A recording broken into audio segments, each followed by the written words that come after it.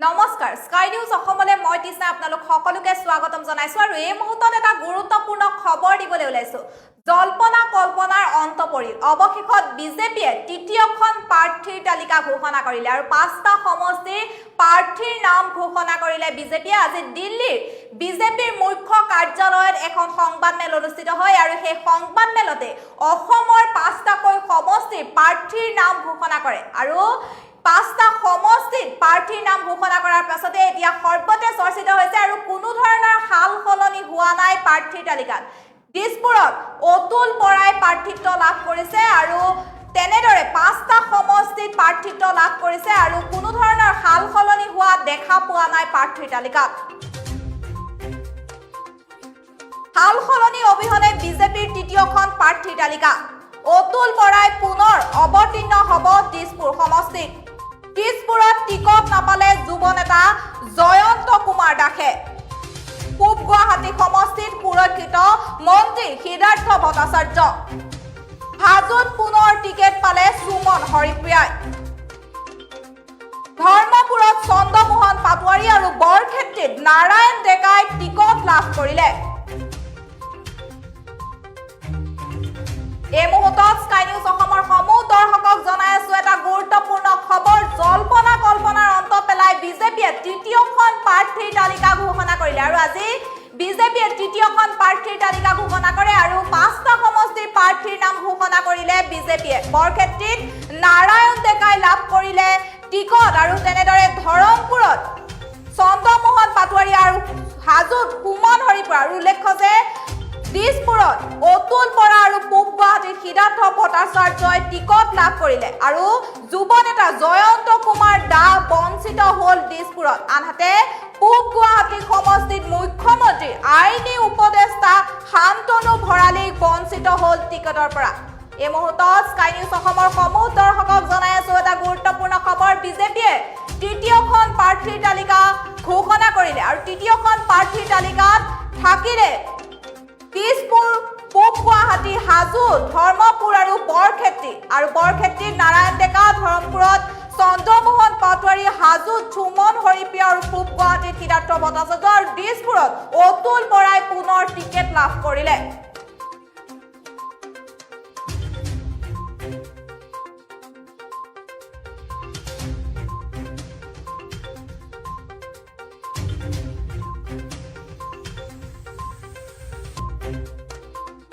আমি জনাই গৈছো আপোনালোকক যে আজি তালিকা ঘোষণা হৈছে যে তৃতীয়খন তালিকা ঘোষণা হৈছে আৰু পাঁচটা সমষ্টিত আজি প্ৰাৰ্থী তালিকা ঘোষণা কৰা হৈছে বিশেষকৈ যিটো দিছপুৰ সমষ্টি আছিলে দিছপুৰ সমষ্টিত চৰ্চা চলিছিলে অতি গুৰুত্বপূৰ্ণ সমষ্টি দিছপুৰ সমষ্টি আৰু অতুল বৰাই এইবাৰ টিকট পাবনে নাই দিছপুৰ সমষ্টি সেইলৈ যথেষ্ট চৰ্চা চলিছিলে বিশেষকৈ জয়ন্ত কুমাৰ দাসৰ নাম চৰ্চালৈ আহিছিলে কালিলৈকে ভিন্ন উৎসৰ পৰা খবৰ আহিছিল যে এইবাৰ অতুল বৰাই টিকট নাপালে আৰু টিকট পালে এইবাৰ জয়ন্ত কুমাৰ দাস এনেধৰণৰ চৰ্চা চলিছিলে ছ'চিয়েল মিডিয়াতো যথেষ্ট চৰ্চা হৈছিলে অতুল বৰাৰ টিকট কটা যোৱা বুলি কিন্তু অৱশেষত যি ধৰণৰ এক ঘটনা হ'ল বা দিল্লীত যি বৈঠক হ'ল বৈঠকত যি ধৰণৰ এক পৰিৱেশ হ'ল বা ইয়াৰ পৰা অসমত যি ধৰণৰ পৰিৱেশ হৈছে সেই পৰিৱেশৰ ভিত্তিত দিল্লীত অৱশেষত সিদ্ধান্ত হ'ল যে অতুল বৰাকে টিকট দিয়া হ'ব যিহেতু জ্যেষ্ঠ বিধায়ক আৰু এইবাৰ যি প্ৰথম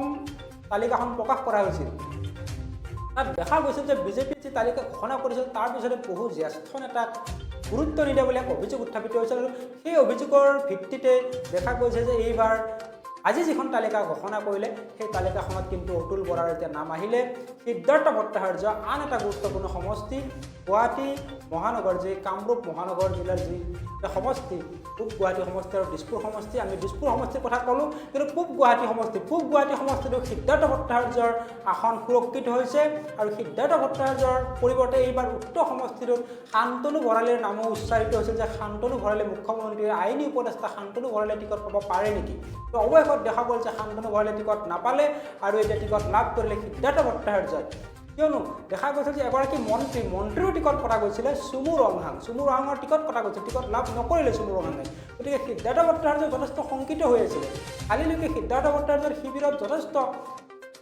উৎকণ্ঠা দেখা গৈছিলে যে টিকট পাব নে নাপাব আৰু আজি অৱশেষত চূড়ান্ত হ'ল আৰু সিদ্ধাৰ্থ ভট্টাচাৰ্যই টিকট লাভ কৰিলে কিয়নো দেখা গৈছে যে খিলাদিত্যদেৱক যেতিয়া টিকটৰ পৰা বঞ্চিত কৰা হৈছিল বঞ্চিত কৰাৰ লগে লগে গুৱাহাটীৰ পৰা হিমন্ত বিশ্ব শৰ্মা পীযুষ হাজৰিকা আদি কৰি বিজেপিৰ জ্যেষ্ঠ নেতাসকল যাবলগীয়া আছিল বুজনি দিবলৈ যিহেতু খিলাদিত্যক বুজাব পৰা নেতা অসমত আছে কিন্তু সিদ্ধাৰ্থ ভট্টাচাৰ্য যিহেতু সিদ্ধাৰ্থ ভট্টাচাৰ্যই যেতিয়া বিজেপি অসমত শাসনত নাছিলে তেতিয়া কিন্তু বিজেপিৰ ৰাজ্যিক সভাপতি আছিল সিদ্ধাৰ্থ ভট্টাচাৰ্য আৰু সিদ্ধাৰ্থ ভট্টাচাৰ্যই হিমন্ত বিশ্ব শৰ্মাক বিজেপিলৈ আনিছিলে গতিকে সিদ্ধাৰ্থ ভট্টাচাৰ্যক যদি টিকট দিয়া নহয় তেতিয়াহ'লে সিদ্ধাৰ্থ ভট্টাচাৰ্যক বুজনি দিয়াটো যথেষ্ট কঠিন হৈ পৰিলেহেঁতেন আৰু সেইবোৰ দিশ চায়ে হয়তো অৱশেষত সিদ্ধাৰ্থ ভট্টাচাৰ্যক টিকট দিয়া হ'ল আন এটা সমষ্টি হাজো সমষ্টিত সুমন হৰিপ্ৰিয়াই পাব নে নাপাব সেই লৈ চৰ্চা চলিছিলে কিন্তু সুমন হৰিপ্ৰিয়াই পালে অৰ্থাৎ আজি যি 5টা সমষ্টিৰ তালিকা ঘোষণা কৰা হ'ল সেই 5টা সমষ্টিৰ তালিকাত কোনো ধৰণৰ সাল সলনি দেখা নগ'ল ধৰ্মপুৰ সমষ্টিত চন্দ্ৰমোহন পাটোৱাৰী পালে অৱশ্যে ধৰ্মপুৰ সমষ্টিত চন্দ্ৰমোহন পাটোৱাৰী পাব বুলি সকলো নিশ্চিত হৈ আছিলে আৰু বৰক্ষেত্ৰী সমষ্টিটো নাৰায়ণ ডেকাই টিকট লাভ কৰিব বুলি নিশ্চিত হৈ আছিলে বাকী যি সাল সলনি হ'ব বুলি চৰ্চা চলিছিলে 3টা সমষ্টিৰ চৰ্চাত আছিলে সেই 3টা সমষ্টি আমি জনাইছোঁ আপোনালোকক দিছপুৰ সমষ্টি পূব গুৱাহাটী সমষ্টি আৰু হাজো সমষ্টি অৱশেষত কোনো সাল সলনি নহ'ল এইকেইটা গুৰুত্বপূৰ্ণ সমষ্টিত আৰু আগতে যি আছিলে যে দিছপুৰ সমষ্টিত অতুল বৰা আছিলে অতুল বৰাই যি 2016 চনৰ নিৰ্বাচনত 1,98,378টা ভোট লাভ কৰিছিলে 68টা ভোট লাভ কৰিছিলে আৰু কংগ্ৰেছৰ অকল বৰাই তেতিয়া লাভ কৰিছিলে 68,181টা ভোট আনহাতে যদি আমি পূব গুৱাহাটী সমষ্টিলৈ চাওঁ পূব গুৱাহাটী সমষ্টিত 2016 চনত সিদ্ধাৰ্থ ভট্টাচাৰ্যই লাভ কৰিছিলে 1,27,602টা ভোট আৰু ববিতা শৰ্মাই লাভ কৰিছিল 30,965টা ভোট গতিকে এই যি ভোটৰ যি বিন্যাস গতিকে এই ভোটৰ বিন্যাসৰ দুয়োগৰাকী নেতা যথেষ্ট শক্তিশালী অৱস্থাত আছিলে আৰু অতুল বৰাই দিছপুৰ সমষ্টিত এক বৃহৎ ব্যৱধানত তাত জয়লাভ কৰিছিলে যথেষ্ট সংখ্যক ভোট লাভ কৰিছিলে গতিকে সেয়ে হয়তো কেন্দ্ৰীয় নেতৃত্ব সকলোবিলাক দিশ চালি জাৰি চাই যুৱ নেতাক যি টিকট দিব বুলি চৰ্চা চলিছিলে আমি কৃষ্ণাই আপোনালোকক জনাইছে যে যুৱ নেতাই যি চৰ্চা চলিছিলে সেই চৰ্চা অৱশেষত নহ'ল আৰু জ্যেষ্ঠ নেতাই টিকট লাভ কৰিলে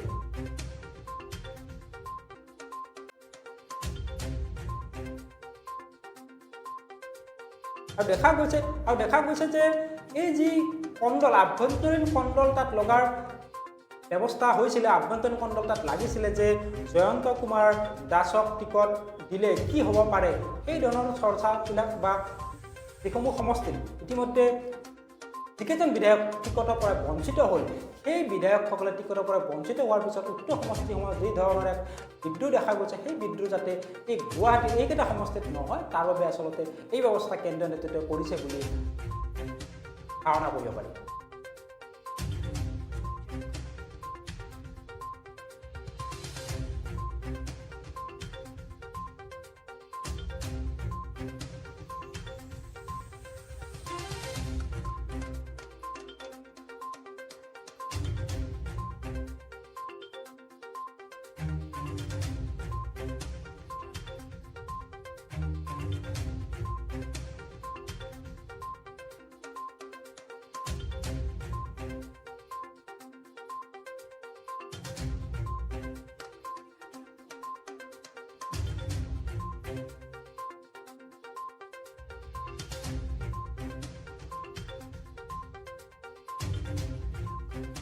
এই মুহূৰ্তত স্কাই নিউজ অসমৰ সমূহ দৰ্শকক জনাই আছো এটা গুৰুত্বপূৰ্ণ খবৰ বিজেপিয়ে তৃতীয়খন প্ৰাৰ্থীৰ তালিকা ঘোষণা কৰিলে আৰু তৃতীয়খন প্ৰাৰ্থীৰ তালিকাত 17টা সমষ্টিৰ প্ৰাৰ্থীৰ নাম ঘোষণা কৰাৰ কথা আছিল কিন্তু আজি দিল্লীৰ যি বিজেপিৰ মুখ্য কাৰ্যালয় আছে সেই মুখ্য কাৰ্যালয়ত বাটা 5টা সমষ্টিৰহে প্ৰাৰ্থীৰ নাম ঘোষণা কৰা হ'ল আৰু দিছপুৰত অকণ বৰাই টিকট লাভ কৰিলে আৰু পূব গুৱাহাটীৰ সিদ্ধাৰ্থ ভট্টাচাৰ্যই টিকট লাভ কৰিছে উল্লেখ যে একেদৰে হাজোত সুমন হৰিপ্ৰিয়াই টিকট লাভ কৰিছে আৰু ধৰ্মপুৰত চন্দ্ৰমোহন পাটোৱাৰী আৰু বৰক্ষেত্ৰীত নাৰায়ণ ডেকাই টিকট লাভ কৰিছে এইদৰে চৰ্চিত হৈ আছিল 3টা সমষ্টি হাজো ধৰ্মপুৰ আৰু বৰক্ষেত্ৰীৰ এই 3টা সমষ্টিতে প্ৰাৰ্থীৰ নাম ইতিমধ্যে নিশ্চিত হৈ আছিল কিন্তু বিশেষকৈ দিছপুৰ সমষ্টিৰ যি যুৱ নেতা জয়ন্ত কুমাৰ দাসে টিকট পাব বুলি ইতিমধ্যে চৰ্চা লাভ কৰি আছিল কিন্তু জয়ন্ত কুমাৰ দাসক টিকট নিদিলে বিজেপিয়ে টিকট দিলে বিজেপিয়ে পুনৰ দিছপুৰত অতুল বৰা উল্লেখ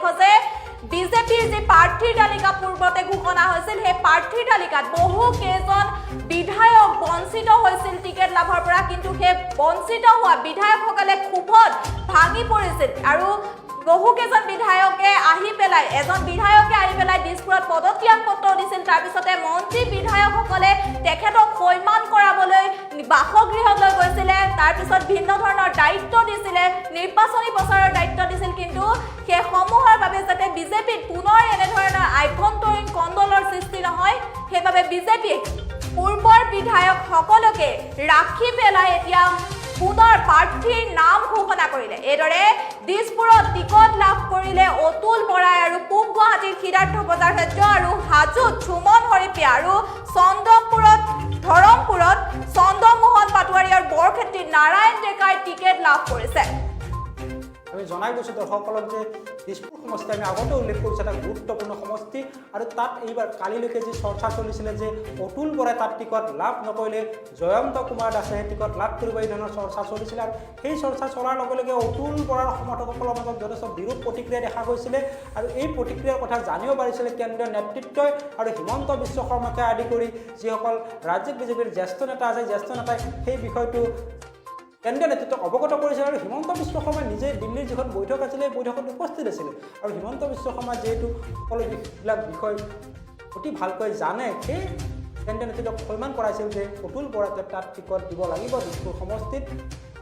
আৰু শেষ মুহূৰ্তত এতিয়া হয়তো জয়ন্ত কুমাৰ দাসে যিহেতু টিকট পাব বুলি এক ধৰণৰ চৰ্চা চলিছিল, হয়তো জয়ন্ত কুমাৰ দাসক বিজেপিৰ শীৰ্ষ নেতৃত্ব বা ৰাজ্যিক পৰ্যায়ৰ কোনো শীৰ্ষ নেতৃত্বই টিকট দিয়াৰ হয়তো এটা আশ্বাস দিছিল বা পাব এই ধৰণৰ এটা আশ্বাস দিছিল। গতিকে এতিয়া জয়ন্ত কুমাৰ দাসক কেনেদৰে বুজাবলগীয়া হয়, যিহেতু আশ্বাস লাভ কৰিছিল, সেই আশ্বাসৰ পিছত অতুল বৰাক পুনৰ জয়ন্ত কুমাৰ দাসৰ যিসকল সমৰ্থক আছে সেই সমৰ্থকসকলে অতুল বৰাক যাতে আগৰ দৰে সমৰ্থন দিয়ে, এই সমৰ্থন দিবৰ কাৰণে কি ধৰণৰ ৰণনীতি যুগুত কৰে সেয়াও এতিয়া লক্ষণীয় হ'ব দিছপুৰ সমষ্টিত, কিয়নো দিছপুৰ সমষ্টিত অতুল বৰাই যোৱাবাৰ যিমান ভোট পাইছিলে 1,98,368টা ভোট লাভ কৰিছিলে। গতিকে এইবাৰো যদি সেই ভোট লাভ কৰিব লগা সিমান পৰিমাণৰ ভোট লাভ কৰিবলগীয়া তেনেহ'লে কিন্তু এই যিসকল যুৱ নেতা তাত টিকট পাম বুলি ভাবি আছিল, সেইসকল যুৱ নেতাই এতিয়া তাত হয়তো মেনেজ কৰিবলগীয়া হ'ব, বুজাবলগীয়া হ'ব, তেতিয়াই হয়তো পূৰ্বৰ ধাৰা অক্ষুণ্ণ ৰাখিব পাৰিব। কিয়নো অতুল বৰাক দেখা গৈছিল যে অতুল বৰাই যোৱা 5 বছৰত যিসমূহ কাম কৰিছে সেই কামসমূহৰ কথা একাষৰী কৈ থ'লেও যি ৰাজনৈতিক তেনেধৰণৰ সংবাদ মেলা দি অনুষ্ঠিত কৰে বিধায়কসকলে বা নেতাসকলে, তাত কিন্তু বিজেপি চৰকাৰক বিজেপিৰ বিৰুদ্ধে বিদ্ৰোহ কৰিছিলে আৰু বিজেপিৰ বিৰুদ্ধে বিৰূপ মন্তব্যও কৰা দেখা গৈছিল। কা আন্দোলনৰ সময়ত তেনেধৰণৰ মন্তব্য কৰিছিলে, আৰু এগৰাকী জ্যেষ্ঠ বিধায়ক হিচাপে দলৰ শীৰ্ষ নেতৃত্ব তেওঁক বঞ্চিত কৰা বুলি, যিহেতু মন্ত্ৰীপদ লাভ কৰিম বুলি হয়তো আশা কৰি আছিল অতুল বৰাই, কিন্তু সেই মুহূৰ্তত মন্ত্ৰীপদ দিয়া হোৱা নাছিল, আৰু সেই লৈ কিন্তু বিজেপিৰ যি কেবিনেট আছিলে কেবিনেটৰ বিৰুদ্ধেও মাজে মাজে বিদ্ৰোহ কৰিছিলে বা ভিন্ন ধৰণৰ তেনেধৰণৰ মন্তব্য কৰিছিলে, আৰু সেই মন্তব্যৰ পৰিপ্ৰেক্ষিততে অতুল বৰাই টিকট পাবনে নাপাব সেই লৈ সংশয়ৰ সৃষ্টি হৈছিল, সেই লৈ সন্দেহ ঘনীভূত হৈছিল। কিন্তু শেষ মুহূৰ্তত দেখা গ'ল যে আজি দিল্লীত যি সংবাদমেল, বিজেপিৰ যি সংবাদমেল, সেই সংবাদমেলত পুনৰ দিছপুৰ সমষ্টিৰ এতিয়া অতুল বৰাই টিকট লাভ কৰিলে।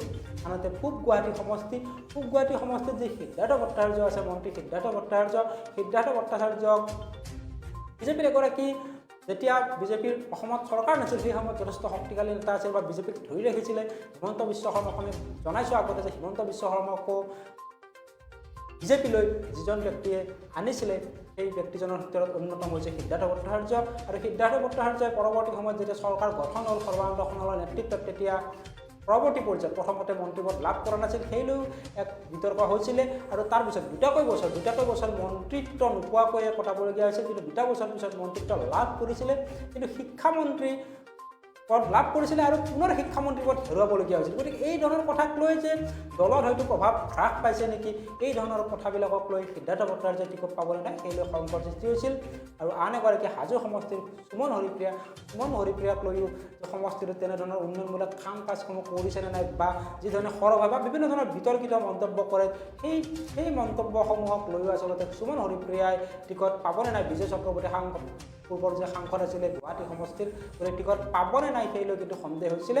আৰু অৱশেষত দেখা গৈছে যে বিজেপিয়ে সেই ধৰণৰ ইতিমধ্যে প্ৰথমখন তালিকা ঘোষণা কৰাৰ পিছত যি ধৰণৰ বাদ বিসম্বাদ দেখা দিলে, সেই বাদ বিসম্বাদৰ পৰাই বিজেপিয়ে আচলতে মুক্ত হ'ব বিচাৰিছে। সেই এইবাৰৰ তালিকাখনত তেনেধৰণৰ কোনো জটিলতা সৃষ্টি নকৰিলে, আৰু জটিলতাৰ পৰাই আঁতৰি থাকিলে, জটিলতাক এৰাই চলিলে, আৰু এৰাই চলি কোনো ধৰণৰ সাল সলনি নকৰাকৈ দিছপুৰত অতুল বৰা, পূব গুৱাহাটী সমষ্টিত সিদ্ধাৰ্থ ভট্টাচাৰ্য, আৰু ধৰ্মপুৰত চন্দ্ৰমোহন পাটোৱাৰী, বৰক্ষেত্ৰত সেক্ৰেটাৰী নাৰায়ণ ডেকাক প্ৰাৰ্থিত্ব প্ৰদান কৰিছে আৰু এতিয়া বাকী যি আজি 5টা সমষ্টিৰ তালিকা ঘোষণা কৰা হ'ল হয়তো সংবাদমেলখনত 5টা সমষ্টিৰ এইকেইটা সমষ্টি যিটো গুৰুত্বপূৰ্ণ হয়তো পিছত পৰৱৰ্তী যিখন তালিকা ওলাব তাত হয়তো বাকীকেইটা সমষ্টিৰো তাত নাম থাকিব পাৰে আমি আপোনালোকক জনাব পাৰিম যদি সেই পূৰ্ণ তালিকাখনত সম্পূৰ্ণ তালিকাখনত যদি বাকীকেইটা সমষ্টিৰ কোনে কোনে টিকট লাভ কৰিলে সেয়া থাকে আমি আপোনালোকক জনাবলৈ চেষ্টা কৰিম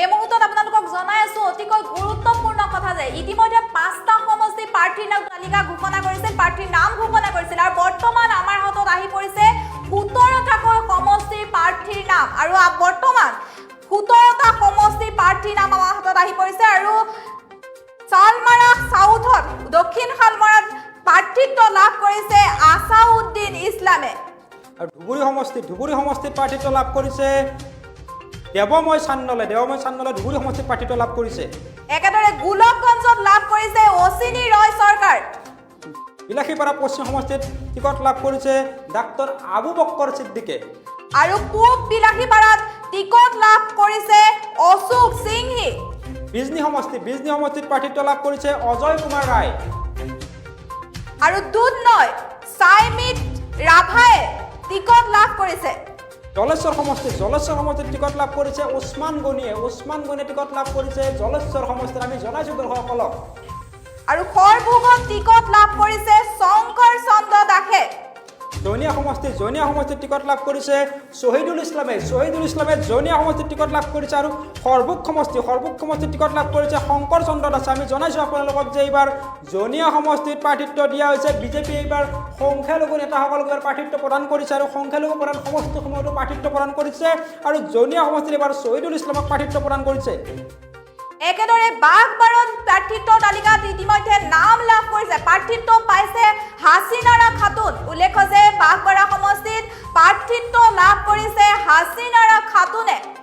পলাকবাৰী সমষ্টিত প্ৰাৰ্থিত্ব লাভ কৰিছে হেমাংগ ঠাকুৰীয়াই বিজেপিৰ এগৰাকী যুৱ নেতা। আৰু হেমাংগ ঠাকুৰীয়াক পলাকবাৰী সমষ্টিত প্ৰাৰ্থিত্ব প্ৰদান কৰা হৈছে। একেদৰে দিছপুৰত আমি আপোনালোকক জনাই আছিলো যে দিছপুৰ সমষ্টিটো বহুবাৰ চৰ্চালৈ আহিছিল। দিছপুৰত পুনৰ প্ৰাৰ্থিত্বৰ নাম সাল সলনি নহল, পুনৰ দিছপুৰত টিকট লাভ কৰিলে অতুল বৰা। একেদৰে পূব গুৱাহাটীত টিকট লাভ কৰিলে সিদ্ধাৰ্থ ভট্টাচাৰ্যই। আৰু হাজোত সুমন হৰিপ্ৰিয়াই টিকট লাভ কৰিছে। ধৰ্মপুৰ সমষ্টিত টিকট লাভ কৰিছে চন্দ্ৰমোহন পাটোৱাৰীয়ে। আৰু বৰক্ষেত্ৰীত টিকট লাভ কৰিছে নাৰায়ণ ডেকাই। আৰু প্ৰায় এইবাৰ দেখা গৈছে যে আজি যি 17টা সমষ্টিত এতিয়া প্ৰাৰ্থী তালিকা ঘোষণা কৰিলে 17টা সমষ্টিৰ এই সমষ্টি যিসমূহ সংখ্যালঘু প্ৰধান সমষ্টি আছিল আৰু এই সংখ্যালঘু প্ৰধান সমষ্টিসমূহত এইবাৰ বিজেপিয়ে প্ৰাৰ্থিত্ব প্ৰদান কৰিছে। বিশেষকৈ যি শালমাৰা চাউথ দক্ষিণ শালমাৰা সমষ্টিত আছাদুল ইছলামক প্ৰাৰ্থিত্ব প্ৰদান কৰা হৈছে। আনহাতে ধুবুৰী সমষ্টিত দেৱময় চান্দালক টিকট দিয়া হৈছে। গোলকগঞ্জ সমষ্টিত অশ্বিনী ৰায় চৰকাৰক প্ৰাৰ্থিত্ব দিয়া হৈছে। পশ্চিম বিলাসীপাৰা এটা সংখ্যালঘু প্ৰধান সমষ্টি আৰু তাত টিকট দিয়া হৈছে ডাক্তৰ আবু বক্কৰ ছিদ্দিকক। আৰু পূব বিলাসীপাৰা সমষ্টিত টিকট লাভ কৰিছে অশোক সিংঘিয়ে। বিজনী সমষ্টিত টিকট লাভ কৰিছে অজয় কুমাৰ ৰায়ে। দুধনৈ সমষ্টিত টিকট লাভ কৰিছে, আমি জনাইছো আপোনালোকক, দুধনৈ সমষ্টিত টিকট লাভ কৰিছে শ্যামজিৎ ৰাভা। আৰু জলেশ্বৰ সমষ্টিত সংখ্যালঘু প্ৰধান সমষ্টি, তাত উছমান গনিক টিকট দিয়া হৈছে। জনিয়া সমষ্টিত প্ৰাৰ্থিত্ব প্ৰদান কৰা হৈছে শহীদুল ইছলামক। এই মুহূৰ্তত আপোনালোকক জনাই আছো অতিকৈ গুৰুত্বপূৰ্ণ কথা যে আজি ভাৰতীয় জনতা পাৰ্টীৰ যিখন তৃতীয় প্ৰাৰ্থী তালিকা, সেই প্ৰাৰ্থীৰ তালিকা ঘোষণা কৰা হ'ল আৰু প্ৰাৰ্থীৰ নাম ঘোষণা কৰা হ'ল। এই তৃতীয়খন প্ৰাৰ্থীৰ তালিকাত 17টা সমষ্টিৰ প্ৰাৰ্থীৰ নাম ঘোষণা কৰিলে। ইতিমধ্যে জল্পনা কল্পনাৰ অন্ত পেলাই তৃতীয়খন প্ৰাৰ্থীৰ তালিকা ঘোষণা কৰা হ'ল। 17টাকৈ সমষ্টিৰ প্ৰাৰ্থীৰ নাম ঘোষণা কৰা হ'ল। উল্লেখ্য যে মহানগৰীৰ দুটাকৈ সমষ্টি দিছপুৰ আৰু পূব গুৱাহাটীৰ ইতিমধ্যে চৰ্চা লাভ কৰিছিল। আৰু দিছপুৰত ইতিমধ্যে টিকট লাভ কৰিলে অতুল বৰা আৰু পূব গুৱাহাটীত সিদ্ধাৰ্থ ভট্টাচাৰ্যৰ টিকট লাভ কৰিছে। উল্লেখ্য যে দিছপুৰত জয়ন্ত বৰা বঞ্চিত হ'ল টিকটৰ পৰা। আৰু যুৱ নেতা জয়ন্ত বৰাই টিকট লাভ কৰিব বুলি ইতিমধ্যে চৰ্চাত আছিল। সংবাদ মাধ্যমতে হওক বা ছ'চিয়েল মিডিয়াতে হওক ভিন্ন ধৰণে চৰ্চা লাভ কৰিছিল। কিন্তু জয়ন্ত বৰা বঞ্চিত হ'ল টিকটৰ পৰা আৰু দিছপুৰত টিকট লাভ কৰিলে অতুল বৰাই। একেদৰে পূব গুৱাহাটী সমষ্টি মহানগৰৰ এটা উল্লেখযোগ্য সমষ্টি হৈছে পূব গুৱাহাটী সমষ্টি। আৰু এই পূব গুৱাহাটী সমষ্টিত মুখ্যমন্ত্ৰীৰ আইনী উপদেষ্টা, উল্লেখ্য যে মুখ্যমন্ত্ৰীৰ আইনী উপদেষ্টা শান্তনু ভৰালী টিকটৰ পৰা বঞ্চিত হ'ল। আৰু তাতে টিকট লাভ কৰিলে সেই পূব গুৱাহাটী সমষ্টিত সিদ্ধাৰ্থ ভট্টাচাৰ্যই। এইদৰে সিদ্ধাৰ্থ ভট্টাচাৰ্যই টিকট লাভ কৰিছে আৰু কোনো ধৰণৰ সাল সলনি হোৱা নাই। উল্লেখ্য যে 17টা সমষ্টিৰ যি প্ৰাৰ্থীৰ নাম ঘোষণা কৰিলে বিজেপি আৰু ইতিমধ্যে জল্পনা কল্পনাৰ অন্ত পৰা দেখা পোৱা গৈছে। আৰু আজি যি 17টা সমষ্টিৰ তালিকা ঘোষণা কৰিছে তাত দেখা গৈছে যে 5টা সমষ্টিত সংখ্যালঘু নেতাক তাত টিকট দিয়া হৈছে। আৰু বিজেপিয়ে হয়তো এইবাৰ ৰণনীতি কিছু সলনি কৰিছে। আৰু ইতিমধ্যে যি শিলাদিত্যদেৱে যিহেতু উগ্ৰ হিন্দুত্ববাদৰ কথা কয়, আৰু শিলাদিত্যদেৱক এইবাৰ টিকট দিয়া হোৱা নাই। আৰু শিলাদিত্যদেৱৰ পৰিৱৰ্তে এইবাৰ তাত আন এজনক প্ৰাৰ্থিত্ব দিয়া হৈছে। আৰু তাৰ পিছতে এতিয়া দেখা গৈছে যে আজি যি 17টা সমষ্টিৰ তালিকা ঘোষণা কৰিছে তাত এতিয়া 5টাকৈ সংখ্যালঘু প্ৰধান সমষ্টিত সংখ্যালঘু নেতাক টিকট দিছে। আমি সেই সমষ্টিকেইটা ক'বলৈ ওলাইছোঁ যিকেইটা সমষ্টিত সংখ্যালঘু নেতাক টিকট দিছে বিজেপিয়ে। তেনে এটা সমষ্টি হৈছে দক্ষিণ শালমাৰা সমষ্টিত দিয়া হৈছে আছাদুল ইছলাম। আন এটা সমষ্টি হৈছে জনিয়া সমষ্টিত শহীদুল ইছলামক প্ৰাৰ্থিত্ব দিয়া হৈছে।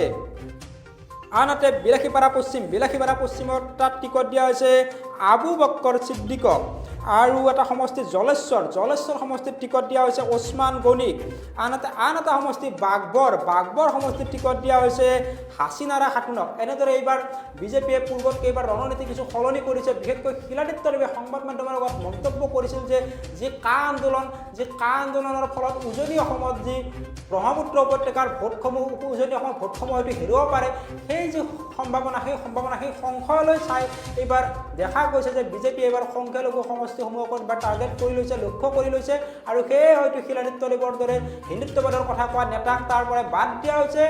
আৰু গুৰুত্বপূৰ্ণ খবৰ এই মুহূৰ্তত আমি জনাব বিচাৰিছোঁ যে বিজেপিৰ আৰু এজন বিধায়কৰ এতিয়া টিকট কটা গৈছে আৰু সেই বিধায়কজন হৈছে দুধনৈ সমষ্টিৰ বিধায়ক দীপক ৰাভা। আৰু দীপক ৰাভাৰ এতিয়া টিকট কটা গৈছে আৰু দুধনৈত এইবাৰ দীপক ৰাভাৰ পৰিৱৰ্তে তাত টিকট লাভ কৰিছে শ্যামজিৎ ৰাভা। দীপক ৰাভাই টিকট লাভ নকৰিলে এই মুহূৰ্তত এটা গুৰুত্বপূৰ্ণ খবৰ। আজি যি তালিকা ঘোষণা কৰা হৈছে 17টা সমষ্টি, এই 17টা সমষ্টিত এটা সমষ্টি উল্লেখযোগ্য সমষ্টি হৈছে যে দুধনৈ সমষ্টি, আৰু দুধনৈ সমষ্টিত টিকট লাভ নকৰিলে দীপক কুমাৰ ৰাভাৰ পৰিৱৰ্তে তাত টিকট দিয়া হৈছে শ্যামজিৎ ৰাভাক তাত টিকট দিয়া হৈছে। আৰু এনেদৰে এতিয়া যি প্ৰথমখন তালিকাত যি 11জন বিধায়কৰ তাত নাম কটা গৈছিলে, তাৰপিছত শিলাদিত্যৰ নাম কটা গৈছিলে আৰু দিলীপ পালৰ নাম কটা গৈছিলে। তাৰপিছত এইবাৰ পুনৰ আন এজন বিধায়কে টিকট লাভ নকৰিলে আৰু এই বিধায়কজন হৈছে দুধনৈ সমষ্টিৰ বিধায়ক দীপক কুমাৰ ৰাভা। আৰু দীপক কুমাৰ ৰাভাই এতিয়া আজি টিকট লাভ নকৰিলে আৰু তাৰ পৰিৱৰ্তে দীপক কুমাৰ ৰাভাৰ পৰিৱৰ্তে এইবাৰ টিকট লাভ কৰিছে দুধনৈ সমষ্টিত শ্যামজিৎ ৰাভা। আনহাতে এইবাৰ বিজেপিয়ে ৰণনীতি সলনি নকৰা দেখা গৈছে। বিজেপিয়ে ৰণনীতি সলনি কৰি সংখ্যালঘু সমষ্টিসমূহক এইবাৰ গুৰুত্ব দিছে আৰু হিন্দুত্ববাদী যিসকল নেতা বিশেষকৈ শিলাদিত্যদেৱৰ এইবাৰ টিকট কাটিছে। আৰু শিলাদিত্যদেৱে অভিযোগ উত্থাপন কৰিছিল যে উজনি অসমত যে কা আন্দোলন হৈছিলে, কা আন্দোলনৰ ফলত উজনি অসমত বিজেপিয়ে ভোটৰ হয়তো কিছু হ্ৰাস পাব পাৰে আৰু তাৰ প্ৰতি লক্ষ্য ৰাখি এতিয়া নামনি অসমৰ যিসমূহ সংখ্যালঘু প্ৰধান সমষ্টি আছে সেই সমষ্টিসমূহক এইবাৰ গুৰুত্ব দিছে আৰু তাত সংখ্যালঘু নেতাক তাত টিকট দিছে। আৰু লগতে শিলাদিত্যদেৱৰ দৰে যি হিন্দুত্ববাদৰ কথা কোৱা উগ্ৰ হিন্দুত্ববাদৰ কথা কোৱা নেতাসমূহক এইবাৰ টিকটৰ পৰা বঞ্চিত কৰা হৈছে।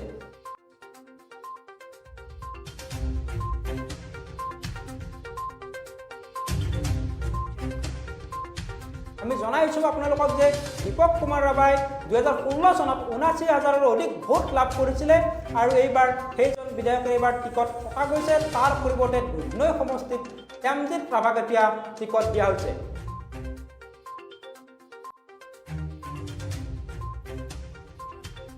যিকেইটা সমষ্টি সংখ্যালঘু নেতাক তাত দিয়া হৈছে টিকট, তেনে এটা সমষ্টি হৈছে জনীয়া সমষ্টিত যিজন যুৱ নেতা টিকট লাভ কৰিছে শ্বহীদুল ইছলামো ডক্টৰ হিমন্ত বিশ্ব শৰ্মা মন্ত্ৰী, প্ৰভাৱশালী মন্ত্ৰী ডক্টৰ হিমন্ত বিশ্ব শৰ্মাৰ অতি ঘনিষ্ঠ এজন নেতা, যুৱ নেতা। আৰু এই শ্বহীদুল ইছলামে যেতিয়া তাত কা আন্দোলন হৈ আছিলে, কা আন্দোলনৰ পিছৰে পৰাই শ্বহীদুল ইছলামে কিন্তু তেনেধৰণৰ এক কৌশলী ৰাজনীতি কৰা দেখা গৈছিলে। আৰু যি কৰোণাৰ সময়তে কৰোণা যেতিয়া শেষ হৈছিলে, লকডাউন শেষ হোৱাৰ পিছতে বিজেপিত এক ডাঙৰ ৰেলীৰ জৰিয়তে যোগদান কৰাৰ কথা আছিলে। পিছত বানপানী আহিছিলে আৰু বানপানীৰ পিছত সেই সভাখন হয়তো কিছু দিনৰ বাবে স্থগিত কৰা হৈছিল। তাৰপিছত এই শ্বহীদুল ইছলামে বিজেপিত যোগ দিছিলে আৰু তাৰপিছতে এতিয়া শ্বহীদুল ইছলামে বিজেপিত এইবাৰ জনীয়া সমষ্টি টিকট লাভ কৰিলে। হিমন্ত বিশ্ব শৰ্মাৰ অতি ঘনিষ্ঠ নেতা, যুৱ নেতা।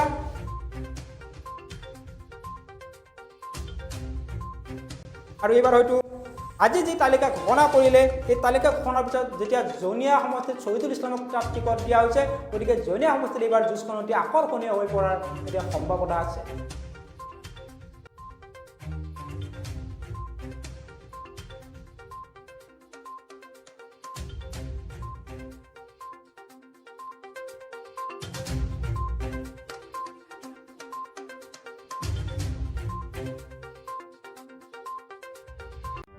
কংগ্ৰেছ দলৰ গ্যাৰাণ্টি সম্পন্ন চাকৰি পঞ্জীয়ন কাৰ্যসূচী।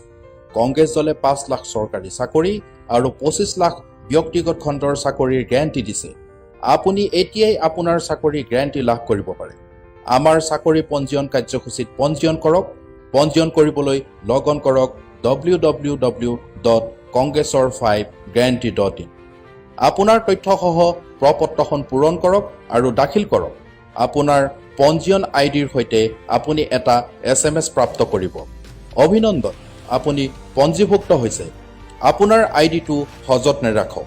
নিৰ্বাচনত জয়লাভ কৰাৰ পাছত কংগ্ৰেছ দলে অগ্ৰাধিকাৰ ভিত্তিত আপোনাক এটা চাকৰি দিয়াৰ গেৰাণ্টি দিছে। কংগ্ৰেছক ভোট দিয়ক। বহুত গৌৰৱ অনুভৱ কৰোঁ যেতিয়া দেখোঁ যে আজিকালি মহিলাসকলে কেৱল ঘৰৰ কামতে সীমাবদ্ধ নাথাকি অৰ্থনৈতিকভাৱেও পৰিয়ালটিক সহায় সহযোগ কৰিছে আৰু নিজৰ কাম আৰম্ভ কৰিবলৈ অনাবেংকীয় বিত্তীয় প্ৰতিষ্ঠান, মাইক্ৰ'ফাইনেন্স, বেংক মিত্ৰ অথবা লঘু বিত্তীয় প্ৰতিষ্ঠানসমূহৰ পৰা ঋণ ল'বলৈ আৰম্ভ কৰিছে। এই সংস্থাসমূহ সম্পূৰ্ণৰূপে RBI দ্বাৰা নিয়ন্ত্ৰিত আৰু সুতৰ হাৰো নিয়মমতেই ঠিক কৰা হৈছে।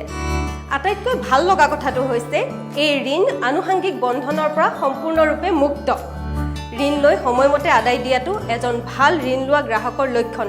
গতিকে সিমানখিনি ঋণ ল'ব যিমানখিনি আপুনি আদায় কৰিব পাৰিব, কাৰণ ঋণ সময়মতে আদায় দিয়াটো দৰকাৰী। কিবা পৰামৰ্শ লাগিলে বা কিবা বুজি নাপালে শীঘ্ৰেই ঋণদাতাৰ সৈতে যোগাযোগ কৰিব। মনত ৰাখিব, ভাল ক্ৰেডিট স্ক'ৰৰ বাবে ঋণৰ কিস্তিসমূহ সময়মতে আদায় দিয়াটো জৰুৰী। নৰ্থ ইষ্ট মাইক্ৰ' ফাইনেন্স এছ'চিয়েশ্যনৰ দ্বাৰা জনহিতাৰ্থে প্ৰচাৰ। আমি আপোনালোকক জনাই আছো যে বিজেপিয়ে জল্পনা কল্পনাৰ অন্ত পেলাই তৃতীয়খন প্ৰাৰ্থীৰ তালিকা ঘোষণা কৰিলে আৰু এই প্ৰাৰ্থীৰ তালিকাত 17টাকৈ সমষ্টিৰ প্ৰাৰ্থীৰ নাম ঘোষণা কৰা হ'ল। আৰু উল্লেখ্য যে আপোনালোকক জনাই আছিলো যে দিছপুৰ আৰু পূব গুৱাহাটীত প্ৰাৰ্থিত্বক লৈ এক বিশেষ প্ৰাৰ্থিত্বৰ নামক লৈ এক বিশেষ চৰ্চা চলিছিলে আৰু সেই চৰ্চাৰ অন্ত পেলাই ইতিমধ্যে দুটাকৈ সমষ্টিৰ প্ৰাৰ্থীৰ নাম ঘোষণা কৰা হ'ল। দিছপুৰত অতুল বৰাই টিকট লাভ কৰিলে আৰু পূব গুৱাহাটীত সিদ্ধাৰ্থ ভট্টাচাৰ্যই টিকট লাভ কৰিলে। এইদৰে 17টা সমষ্টিৰ প্ৰাৰ্থীৰ নাম ঘোষণা কৰিলে বিজেপিয়ে। আজি দিল্লীৰ যি সংবাদমেল অনুষ্ঠিত হৈছিল সেই সংবাদমেলতে এই প্ৰাৰ্থীৰ তালিকা ঘোষণা কৰা হ'ল। আৰু উল্লেখ্য যে আজি কেৱল বিজেপিয়ে নহয়, যি মিত্ৰজোঁট চৰকাৰ আছে সেই মিত্ৰজোঁট চৰকাৰৰ অসম গণ পৰিষদৰ যিখন তৃতীয় প্ৰাৰ্থীৰ তালিকা, সেই প্ৰাৰ্থীৰ তালিকাও ঘোষণা কৰা হ'ল। প্ৰাৰ্থীৰ তালিকা আজি প্ৰকাশ পালে আৰু এই প্ৰাৰ্থীৰ তালিকাত বঙাইগাঁৱত প্ৰাৰ্থিত্ব লাভ কৰিলে শ্ৰী ফণীভূষণ চৌধুৰী আৰু ছয়গাঁৱত ডক্টৰ কমলাকান্ত কলিতা আৰু পশ্চিম গুৱাহাটীত টিকট লাভ কৰিলে ৰমেন নাৰায়ণ কলিতা আৰু উত্তৰ অভয়াপুৰীত ভূপেন ৰয় আৰু মানকাছাৰত জাবেদ ইছলাম আৰু দক্ষিণ অভয়াপুৰীত পুনেন্দ্ৰ বণিক লগতে গোৱালপাৰা, পূব গোৱালপাৰাত যোগেশ দাস আৰু পশ্চিম গোৱালপাৰাত শ্বেখ শ্বাহ আলাম আৰু ভৱানীপুৰত ৰঞ্জিত ডেকা আৰু বৰপেটাত গুণেন্দ্ৰ নাথ ডেকা আৰু সৰুক্ষেত্ৰীত কল্পনা পাটোৱাৰী আৰু চেঙাত ৰবিউল হুছেইন আৰু বকুত জ্যোতি প্ৰসাদ দাসে টিকেট লাভ কৰিছে। উল্লেখ্য যে আজি কিছু সময় পূৰ্বে আজি অগপয়ে এক তৃতীয়খন প্ৰাৰ্থীৰ তালিকা ঘোষণা কৰিলে আৰু তাৰ পাছতে বিজেপিৰ তৃতীয়খন প্ৰাৰ্থীৰ তালিকা ঘোষণা হ'ল আৰু বিজেপিৰ তৃতীয়খন প্ৰাৰ্থীৰ তালিকা 17টাকৈ সমষ্টিৰ প্ৰাৰ্থীৰ নাম আজি ঘোষণা কৰা হ'ল। আৰু দেখা গৈছে যে বিজেপি আজি যে 17টা সমষ্টিত আজি তালিকা ঘোষণা কৰিলে। ইতিমধ্যে যি নিৰ্বাচনী প্ৰচাৰসমূহ আছিলে এই নিৰ্বাচনী প্ৰচাৰত দেখা গৈছে যে মন্ত্ৰী ডক্টৰ হিমন্ত বিশ্ব শৰ্মাই কৈছিলে যে বিজেপিক সংখ্যালঘুৰ ভোট নালাগে, তেনেধৰণৰ মন্তব্য কৰিছিলে। কিন্তু আজি যিখন তালিকা ঘোষণা কৰিলে তাত দেখা গৈছে যে বিজেপিয়ে 5টাকৈ সমষ্টিত সংখ্যালঘু নেতাক প্ৰাৰ্থিত্ব প্ৰদান কৰিছে আৰু গুৰুত্ব প্ৰদান কৰিছে। আৰু সেই সমষ্টিকেইটা আমি আপোনালোকক জনাই গৈছিলোঁ যে জনিয়া সমষ্টি বিশেষকৈ এটা গুৰুত্বপূৰ্ণ সমষ্টি জনিয়া সমষ্টিত শ্বহীদুল ইছলামক তাত প্ৰাৰ্থিত্ব দিয়া হৈছে। তেনেদৰে বাগবৰ সমষ্টিতো প্ৰাৰ্থিত্ব দিয়া হৈছে। আৰু এই যি 5টা সমষ্টি, এই 5টা সমষ্টিত যেহেতু সংখ্যালঘু নেতাক প্ৰাৰ্থিত্ব দিয়া হৈছে, গতিকে এইবাৰ বিজেপিয়ে যি ৰণনীতিৰে আগবাঢ়িছে সেই ৰণনীতি হয়তো এইবাৰ লক্ষণীয় হ'ব। আৰু এটা গুৰুত্বপূৰ্ণ কথা দেখা গৈছে, আজি যি তালিকা ঘোষণা কৰিছে যে প্ৰথমখন তালিকা ঘোষণা কৰাৰ পিছত যি ধৰণে খাম খেয়ালৰ সৃষ্টি হৈছিলে বা কেইবাটাও সমষ্টিত কেইবাজনো বিধায়কৰ তাত টিকট লাভ কৰা নাছিলে, তাৰ পিছতে যথেষ্ট বিতৰ্ক হৈছিলে। আৰু দলৰ যিসকল তৃণমূল পৰ্যায়ৰ নেতা কৰ্মী আছে, তৃণমূল পৰ্যায়ৰ নেতা কৰ্মীসকলৰ মাজত তেনেধৰণৰ মতানৈক্যৰ সৃষ্টি হৈছিলে। আৰু সেই যাতে তেনেধৰণৰ কোনো জটিলতা নহ'বৰ বাবে আজি যিখন তালিকা ঘোষণা কৰিছে তাত কিন্তু চেষ্টা চলাইছে বিজেপিয়ে। আৰু এইদৰে আজি যিখন তালিকা ঘোষণা কৰিছে তাত অৱশ্যে তেনেধৰণৰ জটিলতা নাৰাখিলেও এজন বিধায়কৰ আজি টিকট দিয়া হোৱা নাই। এজন বিধায়কৰ টিকটৰ পৰা বঞ্চিত কৰা হৈছে আৰু এই বিধায়কজন হৈছে দুধনৈ সমষ্টিত বিধায়ক দীপক কুমাৰ ৰাভাৰ পৰিৱৰ্তে উক্ত সমষ্টিটোত তাত দিয়া হৈছে শ্যামজিৎ ৰাভাক তাত টিকট দিয়া হৈছে।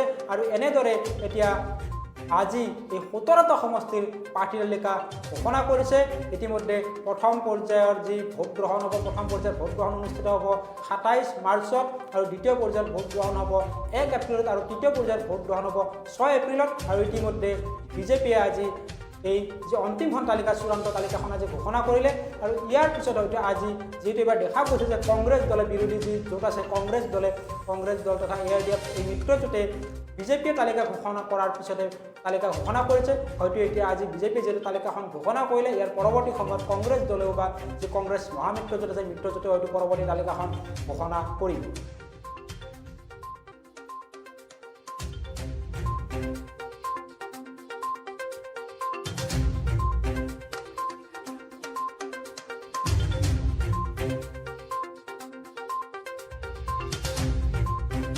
আমি আপোনালোকক জনালো যে বিজেপিৰ যে তৃতীয়খন প্ৰাৰ্থী তালিকা কিছু সময় পূৰ্বে ঘোষণা কৰা হ'ল সেই প্ৰাৰ্থীৰ তালিকাত 17টা সমষ্টিৰ প্ৰাৰ্থীৰ নাম ঘোষণা কৰিলে আৰু উল্লেখ্য যে 17টা সমষ্টিৰ প্ৰাৰ্থীৰ নাম ঘোষণা কৰাৰ ভিতৰত কিন্তু বিধায়ক পদৰ পৰা বঞ্চিত হ'ল দুধনৈৰ যি বিধায়ক আছিলে দীপক কুমাৰ ৰাভা বিধায়ক গৰাকীয়ে টিকট লাভৰ পৰা বঞ্চিত হৈছে আৰু দিছপুৰত ইতিমধ্যে টিকট লাভ কৰিছে অতুল বৰা আৰু একেদৰে পূব গুৱাহাটীৰ সিদ্ধাৰ্থ ভট্টাচাৰ্য আৰু হাজোত সুমন হৰিপ্ৰিয়াই টিকট লাভ কৰিছে